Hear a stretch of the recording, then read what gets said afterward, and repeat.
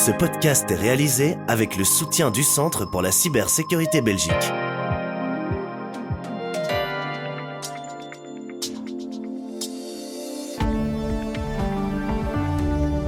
Bonjour à toutes et tous et bienvenue sur Z sur 7, votre podcast quotidien de ce 18 novembre.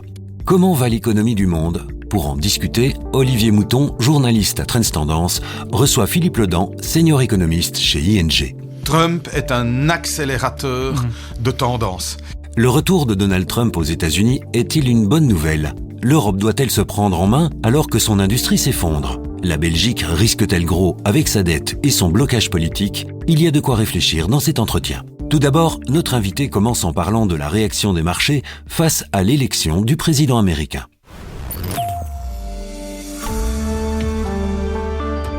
L'info à ne pas manquer.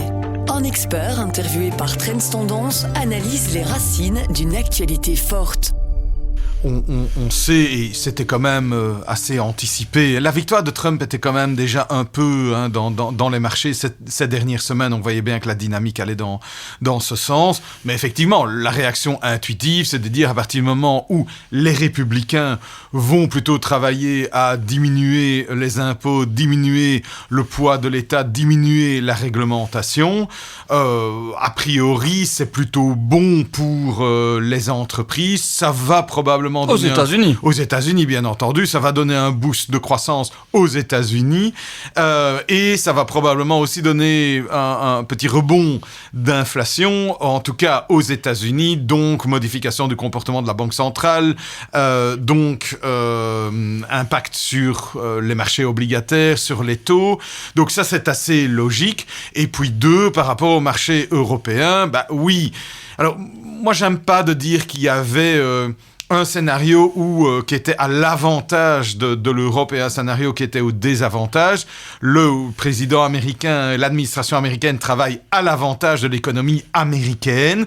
Et donc, si Kamala Harris avait gagné, c'est pas que elle allait sauver l'Europe de tous ces maux. Elle allait travailler. Le message que l'on entend aujourd'hui, c'est que l'Europe doit se prendre en main. Exactement.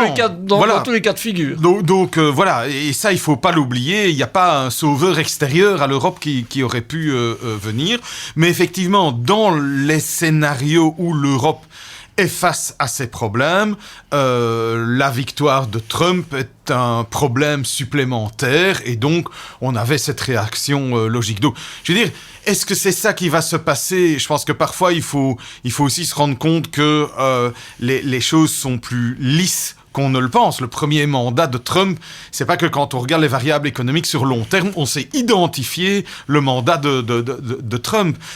Donc voilà, probablement que... On a l'impression que cette fois-ci, il sera peut-être un peu plus radical. Il sera plus radical et il y aura plus de symboles. Enfin, je veux dire, très clairement, il y aura des choses qui vont être mises en avant, notamment sur le poids de l'administration. Je reste convaincu qu'il va y avoir des symboles qui vont tomber. Mais est-ce que vraiment tout va changer et tout va aller exactement dans le sens de l'intuition?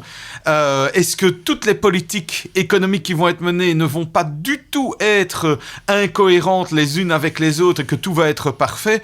Là, je pense qu'il faut faire un peu attention. Est-ce que c'est un marqueur d'une ère de déglobalisation, un nouveau marqueur, parce que c'est pas nouveau? Voilà, moi je dis toujours que Trump est un accélérateur de tendance. C'est-à-dire qu'avec ses frasques, avec son côté très impulsif, il va avoir tendance, comme lors de son premier mandat.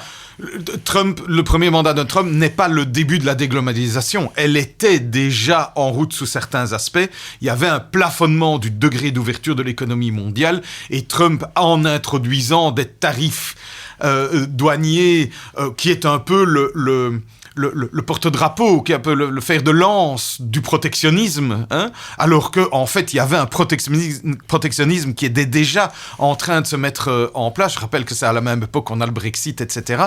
Mais voilà, il met ça en avant, il accélère le mouvement, et probablement que maintenant, il va encore accélérer cette déglobalisation, mais qui est là sous plein d'aspects différents. Alors, on dit c'est un électrochoc pour l'Europe. Là aussi, les choses sont écrites, il y a eu des rapports, on sait quelque part ce qui doit être fait. Est-ce que c'est le moment de vérité ? Pour moi, le rapport Draghi est tout autant un électrochoc pour l'Europe que Trump. Après, on peut multiplier les électrochocs. Si on change pas la politique, ça changera rien. Donc, je suis très curieux de voir comment la nouvelle commission von der Leyen va aborder le problème. Je veux dire, c'est pas qu'elle a eu une réaction euphorique par rapport au rapport Draghi, qui pour moi est la pierre angulaire de ce potentiel tournant de l'Europe. Encore une fois, Trump n'est rien qu'un accélérant. Les contraintes extérieures ne sont que des accélérateurs, que des éléments supplémentaires qui montrent qu'il faut prendre ce rapport Draghi et commencer à la page 1, terminer et avancer La sur feuille les de solutions. route, c'est plus d'Europe, c'est un marché unique renforcé, c'est des investissements massifs dans la recherche Oui, et l'innovation. Mais c'est aussi moins de réglementation, qui se mangent les unes les autres. C'est accepter éventuellement qu'on ait un peu moins de compétition sur le marché intérieur de manière à avoir un champion mondial.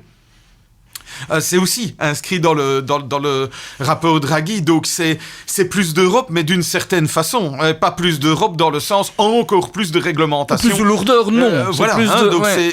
c'est plus d'Europe, mais qu'elle se limite à ses prérogatives, quoi. Hein, et pas plus d'Europe dans le sens plus de lourdeur européenne. Parce qu'on voit les signaux qui sont là malgré tout. Il y a eu Volkswagen, il y a eu Audi chez nous, il y a eu Michelin, il y a... Je veux dire... On parle déjà depuis un certain temps de l'industrie qui va déguster. Là, elle déguste pour l'instant. Oui, c'est assez logique. Hein. Donc, dans un premier temps, il y a toujours une espèce de rétention d'emploi. Certainement en Europe, compte tenu des rigidités, ça coûte cher. On est dans une période où il n'est pas nécessairement facile après de retrouver des travailleurs qualifiés. Et dans l'industrie, le travail est de plus en plus qualifié. Ce sont bien des ouvriers qualifiés qui ont des compétences.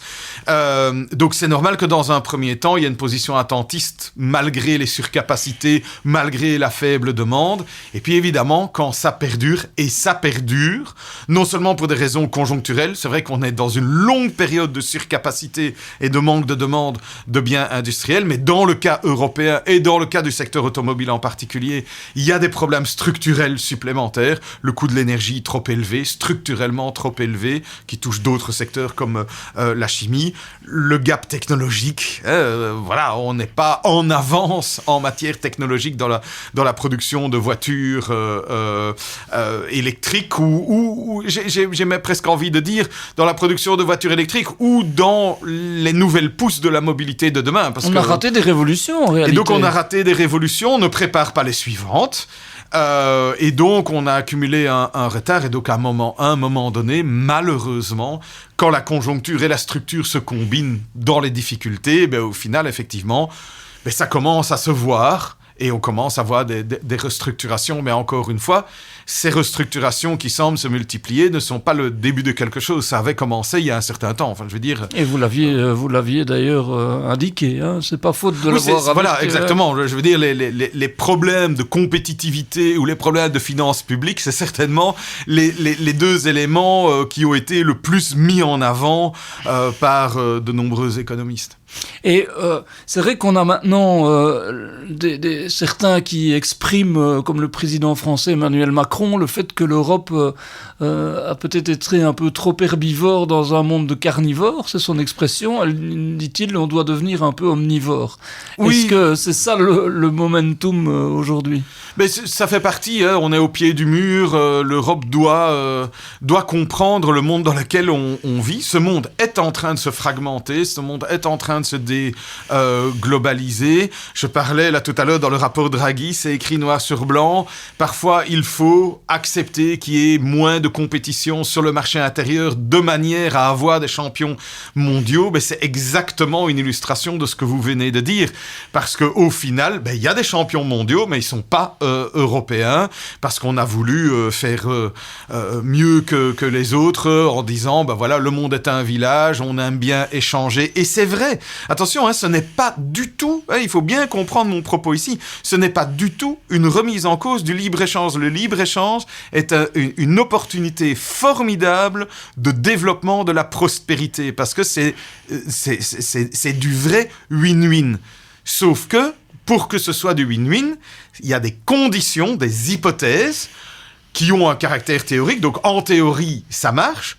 En pratique, on peut s'en rapprocher, mais il faut au moins que tout le monde suive les mêmes règles. Et dans un monde où les Chinois font du dumping sur les prix, les Américains font du protectionnisme, jouer les fans du libre-échange sans aucun tarif douanier et où on essaye de maximiser la compétition, ça ne marche pas. Donc, je pense que ce qu'il veut dire, ce que Draghi veut dire, ce que Macron veut dire, c'est on doit au moins jouer avec les mêmes règles que les autres. Et effectivement, ces règles, c'est, voilà, parfois on protège, parfois on fait des coups dans le dos. C'est comme ça que font les autres. Donc à un moment, on doit choisir. Encore faut-il qu'on ait un gouvernement. Vous avez écrit une chronique dans Trends Tendance concernant la Belgique cette fois. Le titre dans le texte, c'était « The clock is ticking ». On a maintenant Bardo-Wever qui a été reconduit jusqu'au 25 novembre, toujours pour travailler avec Vorreut. Est-ce que là, le temps urge ? Alors le temps urge, oui et non, j'ai envie de dire. Oui, sur le fond, parce que les finances publiques sont dégradées, la croissance est molle, avec toutes les conséquences que ça peut avoir sur la prospérité, sur les inégalités et autres. Donc à ce niveau-là, est-ce qu'on a vraiment encore du temps à perdre ? La réponse est non. Maintenant, si je le regarde sous un autre angle, je pourrais me dire, de manière presque cynique, la France n'a pas plus un budget que la Belgique, et dans des difficultés, ils ont un gouvernement, mais qui ne tient toujours qu'à un fil, finalement. On se demande vers quoi ça va évoluer, cette histoire.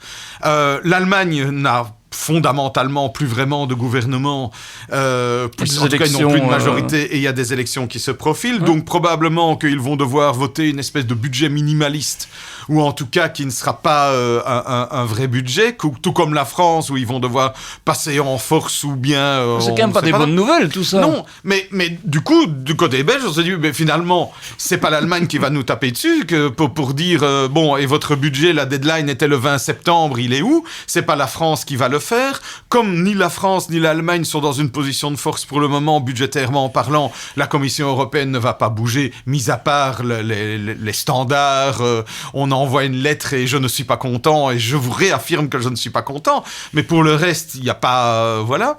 Et étonnamment, jusqu'à maintenant, les marchés financiers sont relativement calmes par rapport à ça. Donc c'est un peu comme si, pour le moment, personne n'avait vraiment envie d'avoir une nouvelle crise de l'endettement, et donc cyniquement, on pourrait se dire, manifestement, on a encore un peu de temps. En même temps, il y a des réformes structurelles à mener. Donc, c'est là que le clock is ticking. C'est que d'un côté, donc, tout le temps qu'on perd, on le perd vraiment,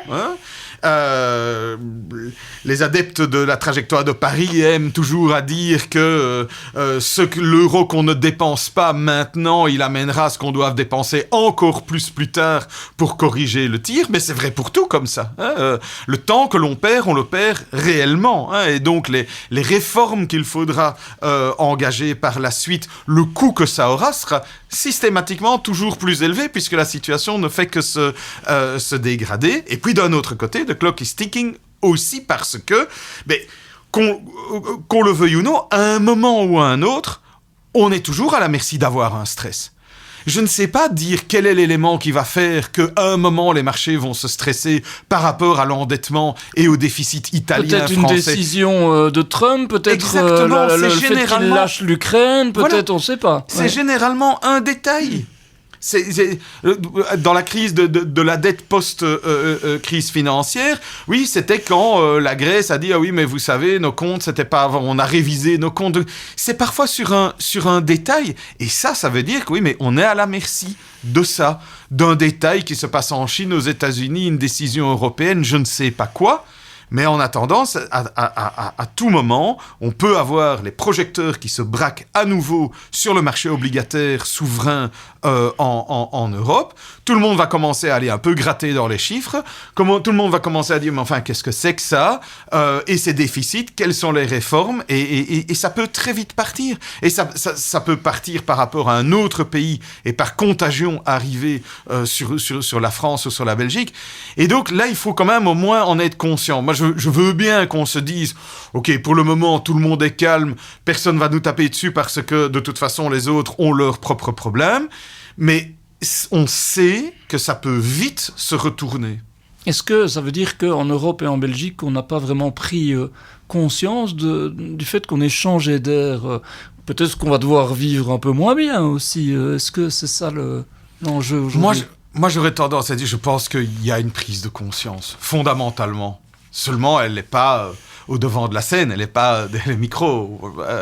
Je pense que quand on discute avec les institutions en général, tout le monde vous dit « Ah ben bien sûr, oui, c'est vrai, on est tout à fait conscient des problèmes. » Mais le problème, c'est comment on le fait et comment on arrive à faire passer ces idées, parce que d'un autre côté, à gauche, à droite, on a les extrêmes qui montent. Donc forcément, ça devient de plus en plus difficile de faire une majorité qui a une ligne politique claire, puisque finalement, le groupe entre lesquels on peut essayer de former une majorité devient plus petit. C'est vrai en Belgique, bien entendu, mais on en a la démonstration en France. Et du coup, ça devient également. aussi de plus en plus difficile d'avoir du courage politique. Exactement, parce qu'on est bloqué par à la fois l'existence des extrêmes à gauche, à droite, et par le fait qu'on doit malgré tout continuer à accumuler ne fût-ce que des mini-victoires pour son propre électorat, ce qui est difficile quand on doit faire des coalitions, des compromis. Et ça, on n'a pas encore manifestement trouvé la recette qui permet d'implémenter ce que l'on sait que l'on doit faire. Parce que je pense que tout le monde est plutôt bien conscient. Alors, allez, c'est vrai, ce sont des voix qu'on a entendues, que finalement la dette c'est pas important, est-ce que la croissance est important, mais enfin, je pense que maintenant on en est revenu quand même à beaucoup plus de raisons à ce niveau-là, mais même entre les gens qui sont d'accord là-dessus, on n'a pas la recette. Comme mentionné, Trump est considéré comme un accélérateur de tendance et l'Europe va devoir faire face à ce contexte. Le rapport de Mario Draghi expose les problèmes structurels. L'Europe doit se redresser et rattraper les révolutions ratées face aux États-Unis. Merci à toutes et toutes d'avoir écouté cet épisode de Z-Podcast. On se retrouve demain pour votre podcast quotidien avec notre rubrique La Tech au quotidien. Et les journalistes de Trends Tendance épinglent une idée technologique qui boostera votre productivité. Je vous laisse avec l'astuce en cybersécurité du CCB. Z sur 7, le podcast quotidien de Trends Canal Z.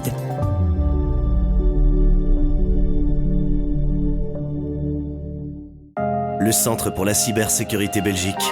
Œuvrons ensemble à un avenir plus sûr dans le domaine de la cybersécurité. La protection de votre réseau est essentielle pour prévenir les cybermenaces et un firewall joue un rôle crucial à cet égard. C'est la raison pourquoi il constitue déjà un élément clé du niveau basique du Cyber Fundamentals Framework du Centre pour la cybersécurité Belgique. Un firewall agit comme une barrière de sécurité entre les réseaux internes et les réseaux externes tels que l'Internet. En surveillant et filtrant le trafic réseau, un firewall bloque les accès non autorisés et empêche les logiciels malveillants de pénétrer votre système. Les firewalls modernes offrent des fonctions avancées telles que la détection des intrusions et l'analyse du trafic crypté, ce qui les rend encore plus efficaces. Des mises à jour régulières des firewalls et l'adaptation de la configuration à l'évolution des menaces sont nécessaires pour garantir une protection optimale et l'intégrité de vos systèmes. Le Centre pour la cybersécurité Belgique. Œuvrons ensemble à un avenir plus sûr dans le domaine de la cybersécurité.